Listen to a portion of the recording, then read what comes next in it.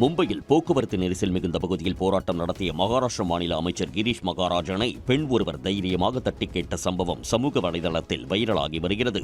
பெண்களுக்கான இடஒதுக்கீட்டு மசோதா விவகாரத்தில் எதிர்க்கட்சிகளை கண்டித்து அமைச்சர் மற்றும் பாஜகவினர் பரபரப்பான சாலையில் ஆர்ப்பாட்டம் நடத்தினர். அப்போது போக்குவரத்திற்கு இடையூறு செய்துதான் போராட்டம் நடத்த வேண்டுமா என்று அந்த பெண் துணிச்சலாக தட்டி கேட்டார்.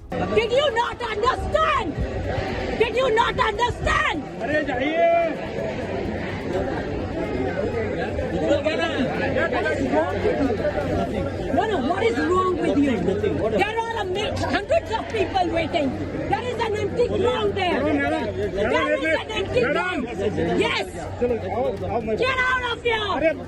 மைதானத்தில் போராட்டம் நடத்துமாறு அந்த பெண் வலியுறுத்திய போதும் அமைச்சர் உள்ளிட்ட யாரும் நகராததால் அந்த பெண் கோபத்தின் உச்சிக்கே சென்று போலீசாரிடமும் வாக்குவாதத்தில் ஈடுபட்டார். விதிமீறலை தட்டி கேட்ட அந்த பெண்ணை பாராட்டியுள்ள காங்கிரஸ் கட்சி அதே நேரம் பாஜகவை கடுமையாக சாடி உள்ளது.